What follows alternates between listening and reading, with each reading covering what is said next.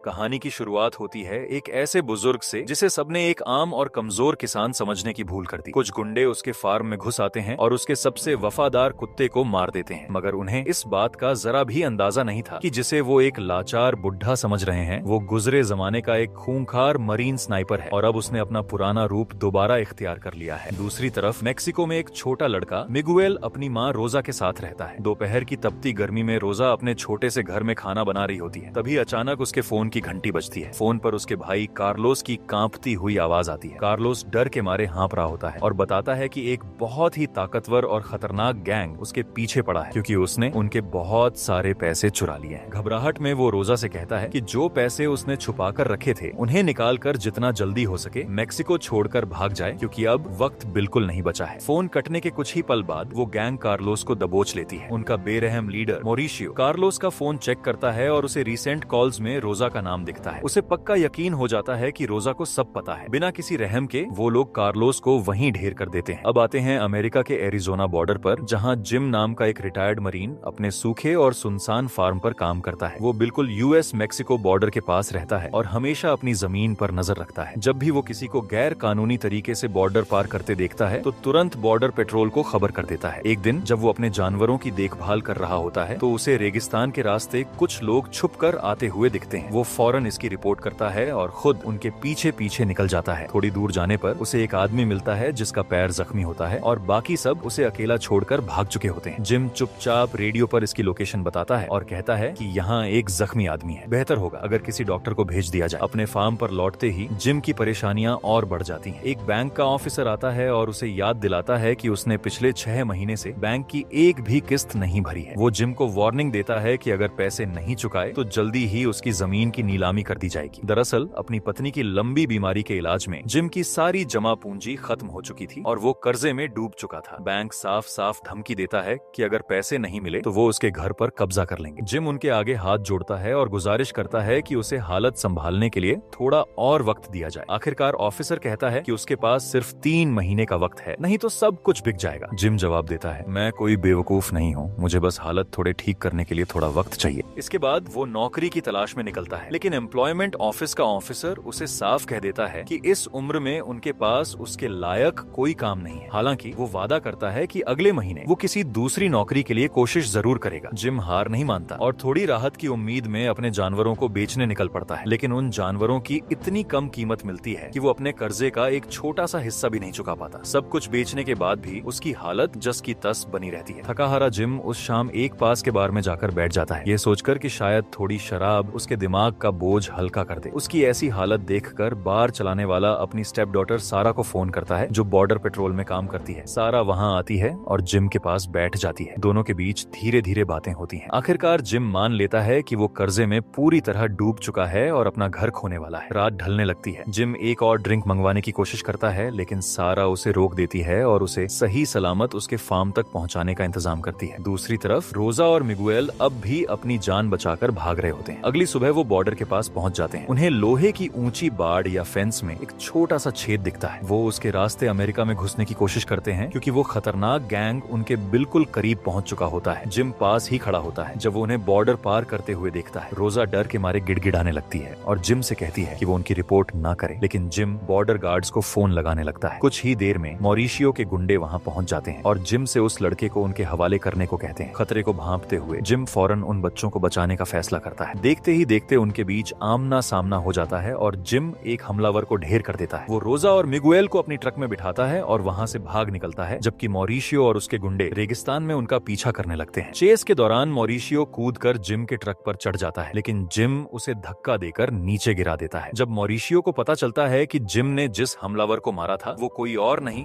बल्कि उसका अपना भाई था, तो उसका गुस्सा आग बबूला हो जाता है। अब ये बात सिर्फ चुराए हुए पैसों की नहीं रही, बल्कि आपसी दुश्मनी बन चुकी थी। मॉरिशियो का अब एक ही मकसद था, मिगुएल को ढूंढना और अपना बदला पूरा करना। भागते वक्त जिम को पता चलता है कि रोजा को गोली लगी है। वो बुरी तरह जख्मी हो चुकी थी, उसकी सांसें उखड़ रही थी और आवाज बहुत कमजोर थी। अपनी आखिरी ताकत बटोरकर वो जिम के हाथ में एक छोटा सा कागज और एड्रेस थमा देती है और बताती है कि ये शिकागो में उसके रिश्तेदारों का है। रोजा बिल्कुल लाचार होकर जिम के आगे हाथ जोड़ती है कि वो मिगुएल को किसी भी तरह शिकागो पहुंचा दे और वार्न करती है कि अगर उस खतरनाक गैंग ने बच्चे को ढूंढ लिया तो वो उसे जिंदा नहीं छोड़ेंगे। कुछ ही पलों में रोजा दम तोड़ देती है। बाद में पुलिस और एम्बुलेंस वाले मौके पर पहुंच जाते हैं। सारा, जिसे इस पूरे हादसे की खबर मिल चुकी थी, वो जिम को बताती है कि मिगुएल को आज रात स्टेशन में रखा जाएगा और अगले दिन उसे किसी फॉस्टर केयर सेंटर भेज दिया जाएगा। अगली सुबह जिम बॉर्डर के पास अपनी ट्रक में सोता हुआ मिलता है और उसका कुत्ता जैक्सन उसके बिल्कुल पास बैठा होता है। वो वहीं लेटे हुए पिछले दिन की बातों के बारे में सोच रहा होता है। पास ही उन गुंडों की वही गाड़ी खड़ी थी जिसका उन्होंने पिछले दिन इस्तेमाल किया था। जिम को अपनी ट्रक में रोजा का छोड़ा हुआ एक बैग मिलता है। जब वो उसे खोलता है तो देखता है कि वो पैसों से पूरा भरा हुआ है। बैग में रखे खून से सने कपड़े देखकर उसे रोजा के आखिरी पल याद आ जाते हैं। अब उसे ये पैसा अपनी किसी परेशानी का हल नहीं लगता, बल्कि ये रोजा की आखिरी ख्वाहिश और एक ऐसी जिम्मेदारी बन चुका था जिसे वो हर हाल में पूरा करना चाहता था। उसके आखिरी शब्दों को याद करते हुए वो गाड़ी स्टार्ट करता है और मिगुएल को ढूंढने निकल पड़ता है। जल्दी ही बॉर्डर चेक पॉइंट पर पहुंचता है, जहां एक ऑफिसर उसे बताता है कि मिगुएल को मेक्सिको में उसके रिश्तेदारों के हवाले किया जा रहा है। लेकिन जिम को लगता है कि यहाँ कुछ गड़बड़ है। खिड़की से बाहर देखते ही जिम तुरंत बाहर खड़े कुछ लोगों को पहचान लेता है। वो पूरी तरह शांत रहते हुए ऑफिसर से कहता है कि उसे मिगुएल से अकेले में कुछ मिनट बात करनी है। ऑफिसर मान जाता है और उसे अंदर जाने देता है। अंदर पहुंचते ही जिम चुपके से मिगुएल को साइड के दरवाजे से बाहर निकाल लेता है। बाहर पार्किंग लॉट में मॉरिशियो देखता है कि जिम की ट्रक और वो लड़का दोनों गायब हो चुके हैं। वो उन्हें ढूंढने और इस खतरे को हमेशा के लिए खत्म करने के लिए अमेरिका में घुसने का फैसला करता है। एरिजोना लौटकर जिम थोड़ी देर अपने फार्म पर रुकता है। वो कुछ कपड़े, बचाव का सामान और जो थोड़े बहुत पैसे बचे होते हैं उन्हें समेट कर निकलने की तैयारी करता है। लेकिन जब वो अपनी गाड़ी के पास लौटता है तो देखता है कि मिगुएल वहाँ नहीं है। वो लड़का किसी दूसरे रास्ते निकल चुका होता है। ठीक उसी वक्त मॉरिशियो और उसके गुंडे गैर कानूनी तरीके से बॉर्डर पार करने लगते हैं। बॉर्डर ऑन ऑफिसर पहले तो झिझकता है, पर वो जल्दी ही समझ जाता है कि ये लोग कार्टेल के खून खराब गुंडे हैं। अपनी जान को खतरे में देखकर ऑफिसर बिना किसी लड़ाई के उन्हें आगे जाने देता है। उधर जिम को मिगुएल फार्म के पास ही मिल जाता है। वो उसे समझाता है कि अगर उन लोगों ने उसे पकड़ लिया तो वो उसे बिना किसी रहम के मार डालेंगे। इसके बाद दोनों एक साथ शिकागो के लिए निकल पड़ते हैं। जिम गाड़ी चलाते हुए मिगुएल से कहता है, वही करो जो तुम्हारी माँ ने कहा था, मैं तुम्हें शिकागो में तुम्हारी फैमिली के पास छोड़ दूंगा। लेकिन लड़का बिल्कुल खामोश रहता है। जिम को लगता है कि शायद मिगुएल को उसकी बात समझ नहीं आ रही है। दूसरी तरफ अमेरिका में घुसते ही मॉरिशियो सीधा जिम के फार्म पर पहुंचता है। वो घर के अंदर घुसकर एक एक कमरा छानता है, जहां उसे बहुत सारी क्रेडिट कार्ड की रसीदें और एक पुराना मरीन कॉर्प्स का बैज मिलता है। ये देखते ही वो सारी कहानी समझ जाता है। जिम कोई आम किसान नहीं बल्कि एक ट्रेंड मरीन है, यानी एक बहुत ही खतरनाक आदमी। मॉरिशियो उस बैज को अपने पास रख लेता है और अपने गुंडों को पूरे घर में आग लगाने का ऑर्डर देता है। कुछ ही पलों में पूरा फार्म धू धू कर जलने लगता है। इस बीच जिम एक गैस स्टेशन पर रुकता है, गाड़ी की टंकी फुल करवाता है और शिकागो का एक कागज वाला नक्शा खरीदता है। उधर उन क्रेडिट कार्ड की रसीदों के सहारे कार्टेल अमेरिका में फैले अपने पूरे नेटवर्क को अलर्ट कर देता है। थोड़ी देर बाद जिम सारा को फोन करता है, जो उसे बताती है कि कार्टेल ने उसके पूरे फार्म को जलाकर राख कर दिया है। जिम गाड़ी में बैठकर गुस्से में खुद से ही बातें करने लगता है। तभी अचानक मिगुएल एकदम साफ इंग्लिश में जवाब देता है। जिम दंग रह जाता है कि ये लड़का शुरू से उसकी सारी बातें समझ रहा था। मिगुएल कहता है कि वो यहाँ नहीं रुकना चाहता, जिस पर जिम उसे समझाता है कि वो जो भी कर रहा है उसकी भलाई के लिए ही कर रहा है। वो लोग शिकागो उसके रिश्तेदारों के पास जा रहे हैं। इस बात पर मिगुएल चिढ़ जाता है और गुस्से में कहता है, मुझे तुम्हारे इस बकवास देश में रहना ही नहीं है। इसी बीच गैस स्टेशन पर हुए क्रेडिट कार्ड के इस्तेमाल से जिम की लोकेशन फौरन ट्रेस हो जाती है। मॉरिशियो अपने गुंडों के साथ कुछ ही मिनटों में वहाँ पहुँच जाता है। वो अंदर जाकर स्वच्छ कैशियर से जिम के बारे में पूछता है। जब वो बताने से मना करती है तो मॉरिशियो वेपन निकालकर उसे धमकाता है और वहाँ से निकल जाता है। बाद में सिक्योरिटी फुटेज देखकर उसे पता चल जाता है कि जिम ईस्ट यानी पूर्व की तरफ गया है। रास्ते में आगे जाकर जिम की ट्रक खराब हो जाती है और वो उसे पास के एक गैरेज में ले जाता है। वहाँ का मैकेनिक उसे बताता है कि शॉप बंद हो चुकी है। अब कहीं और जाने का रास्ता न होने की वजह से जिम मिगुएल को लेकर पास के एक छोटे से ढाबे या डाइनर में चला जाता है। वहाँ दोनों पहली बार खुलकर एक दूसरे से बात करते हैं और सही से अपना इंट्रो देते हैं। जिम उससे पूछता है कि कार्टेल उसके पीछे क्यों पड़ा है। मिगुएल बताता है कि उसके मामा कार्टेल के साथ किसी बड़ी मुसीबत में फंस गए थे और अब उन्हीं की वजह से उसे टारगेट किया जा रहा है। जब जिम उसके पिता के बारे में पूछता है तो मिगुएल उदास होकर कहता है कि उसके पैदा होने से पहले ही उसके पिता गुजर चुके थे। उस रात दोनों ट्रक में ही सो जाते हैं। सुबह जब जिम की आंख खुलती है तो देखता है कि मिगुएल और उसका कुत्ता जैक्सन दोनों गायब हैं। वो डर जाता है, लेकिन कुछ ही देर में मिगुएल कुछ खाने पीने का सामान लेकर लौट आता है। जिम सुकून की सांस लेता है। वो ट्रक को ठीक करता है और दोनों फिर से आगे निकल पड़ते हैं। वो नक्शा देखते हुए गाड़ी चलाते हैं। इसी बीच जिम ने गाड़ी ठीक करवाने के लिए जो पेमेंट की थी उससे उसकी लोकेशन एक बार फिर ट्रेस हो जाती है। मॉरिशियो अपनी पूरी टीम के साथ उसी तरफ निकल पड़ता है। इस सफर के दौरान जिम और मिगुएल एक दूसरे के काफी करीब आ जाते हैं। जिम उसे अपने बचपन के शिकागो ट्रिप्स की कहानी कहानियां सुनाता है। माहौल काफी शांत और अच्छा चल रहा होता है, पर तभी पीछे से एक पुलिस की गाड़ी सायरन बजाते हुए आती है। पुलिस उन्हें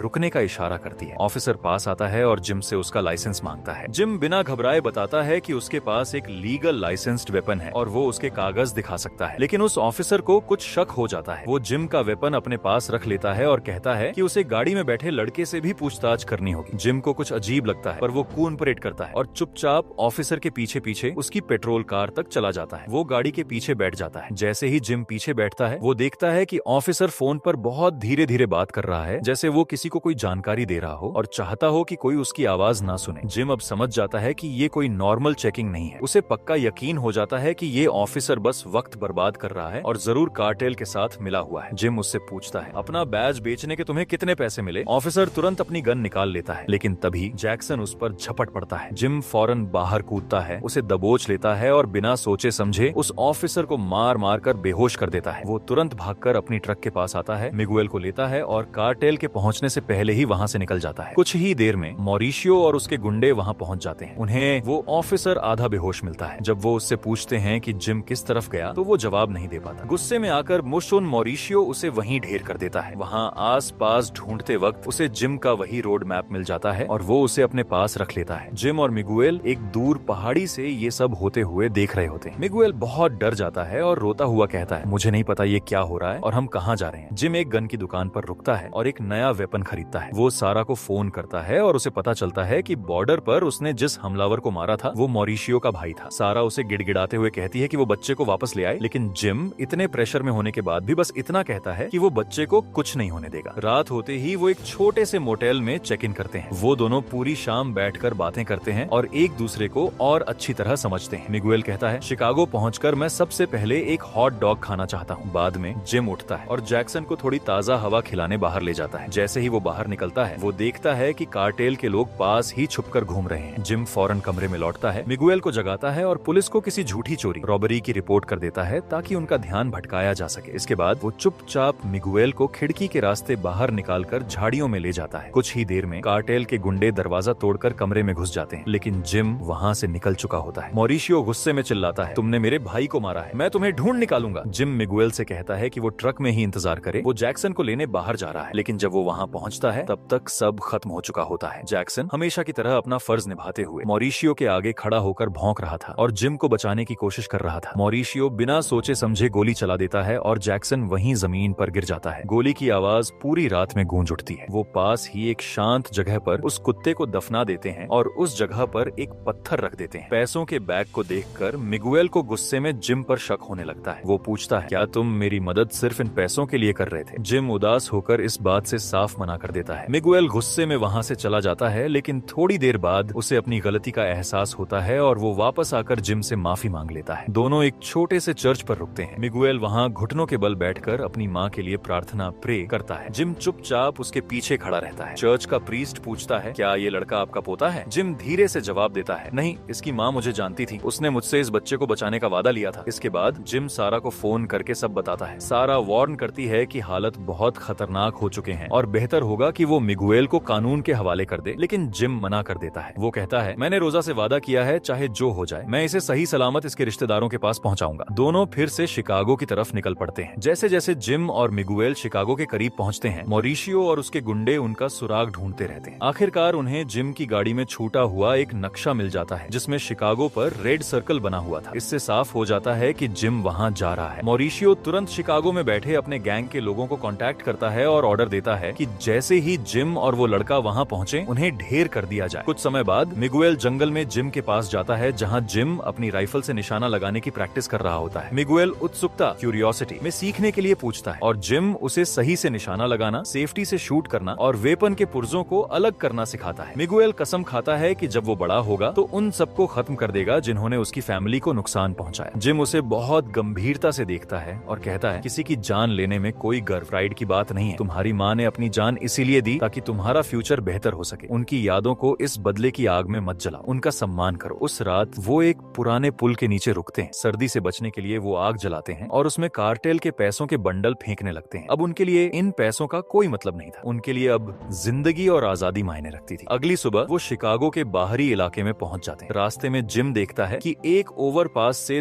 2 शक्की आदमी उनकी गाड़ी पर नजर रखे हुए हैं। वो तुरंत खतरे को भांप लेता है और गाड़ी को एक कच्चे रास्ते पर मोड़ देता है, लेकिन कार्टेल की गाड़ियां उनका पीछा करने लगती हैं। थोड़ी दूर जाने पर एक गाड़ी सामने से आकर उनका रास्ता रोकने की कोशिश करती है। जिम अपनी ट्रक को झटके से मोड़ता है और वो सामने वाली गाड़ी पेड़ों से टकराकर पलट जाती है, लेकिन इस चक्कर में जिम की ट्रक का रेडिएटर खराब होने लगता है। जिम गाड़ी को एक खुले और सुनसान इलाके में ले जाकर रोक देता है। अपने पुराने मिलिट्री एक्सपीरियंस का इस्तेमाल करते हुए वो अपनी सांस को काबू में करता है, निशाना लगाता है और गोली चला देता है। गोली सीधा मॉरिशियो की गाड़ी के ड्राइवर को लगती है, जिससे गाड़ी आउट ऑफ कंट्रोल होकर क्रैश हो जाती है। गाड़ी से 3 लोग बाहर निकलते हैं, मॉरिशियो और उसके 2 गुंडे। उनमें से एक जिम पर फायरिंग शुरू कर देता है। जिम मिगुएल को पकड़ता है और भागकर एक पुराने सुनसान फार्म हाउस में छुप जाता है। वो एक धूल भरी कोठरी या शेड में छुपते हैं। जिम एक टूटी हुई खिड़की के पास पोजीशन लेता है और मिगुएल से कहता है, अगर मुझे कुछ हो जाए तो इस कांच के रास्ते बाहर भाग जाना। कार्टेल का एक गुंडा उनकी तरफ बढ़ता है। जिम निशाना लगाकर गोली चलाता है और उसे वहीं ढेर कर देता है। अब सिर्फ 2 दुश्मन बचे थे। जिम मिगुएल को अंदर रुकने के लिए कहता है और उनका ध्यान भटकाने के लिए हवा में गोली चलाता है। जैसे ही दुश्मन बाहर निकलता है, जिम चुपके से उसकी तरफ बढ़ता है और मौका देखते ही उसे भी ढेर कर देता है। अब सिर्फ मॉरिशियो बचा था। कुछ ही पलों में मॉरिशियो उस शेड में घुस जाता है, मिगुएल को दबोच लेता है और उस पर गन तान देता है। वो गुस्से में जिम को अपना वेपन नीचे फेंकने का ऑर्डर देता है। जिम धीरे धीरे अपनी गन नीचे रख देता है। मॉरिशियो एक चाल चलता है, वो गन मिगुएल के हाथ में थमा देता है और कहता है, ट्रिगर दबाओ, आज तुम भी एक सोल्जर बनो और अपने पहले दुश्मन को खत्म करो। लेकिन मिगुएल को जिम की सिखाई बात याद थी। उसने चुपके से वेपन की मैगजीन खाली कर दी थी। जब वो ट्रिगर दबाता है तो गन से सिर्फ क्लिक की आवाज आती है। मॉरिशियो चौंक जाता है और कुछ समझ पाता उससे पहले ही जिम उस पर झपट पड़ता है और दोनों के बीच एक भयानक लड़ाई शुरू हो जाती है। वो जमीन पर गिरते हैं और एक दूसरे पर ताबड़तोड़ वार करते हैं। लड़ाई के दौरान मिगुएल गन उठाता है और उसे मॉरिशियो पर तान देता है। मॉरिशियो गिड़गिड़ाता नहीं है, बल्कि वो मुस्कुराते हुए बच्चे को गोली चलाने के लिए उकसाता है। जिम मिगुएल की आंखों में डर और गुस्सा देखता है और उससे कहता है, ऐसा मत करो, इस बोझ को अपने सर मत लो। वो बहुत प्यार से मिगुएल के हाथ से गन ले लेता है और गोली चला देता है। गोली सीधा मॉरिशियो को लगती है। जैसे ही जिम दोबारा वेपन उठाने लगता है, खून से लथपथ मॉरिशियो अपनी जेब से कुछ निकालता है। ये वही नेवी बैज था जो उसने जिम के घर से चुराया था। जिम उसे वापस लेता है और कहता है, अब फैसला करो, इसका सामना करो। मॉरिशियो अपनी आखिरी ताकत बटोर कर गन उठाता है और खुद को गोली मारकर अपनी जिंदगी खत्म कर लेता है। गोली की गूंज पूरे इलाके में फैल जाती है। किस्सा हमेशा के लिए खत्म हो जाता है। खतरा अब पूरी तरह टल चुका था। जिम और मिगुएल फिर से आगे बढ़ते हैं और उस एड्रेस पर पहुंचते हैं जो रोजा ने छोड़ा था। मिगुएल दरवाजा खटखटाता है। उसकी मौसी और दादी दरवाजा खोलती हैं। इससे पहले कि मिगुएल कुछ बोल पाए, जिम चुपचाप पीठ मोड़ता है और वहां से निकल जाता है। वो एक बस स्टॉप पर पहुंचता है। इस पूरे सफर और हादसे के बोझ को समेटे हुए वो बस में बैठता है और खिड़की के पास वाली सीट पर बैठ जाता है। वो एक गहरी सांस लेता है और अपनी आंखें बंद कर लेता है। लड़ाई अब खत्म हो चुकी थी और वादा पूरा हो चुका था। अगर आपको ये कहानी पसंद आई और आप हमें सपोर्ट करना चाहते हैं तो प्लीज सब्सक्राइब बटन को जरूर दबाएं।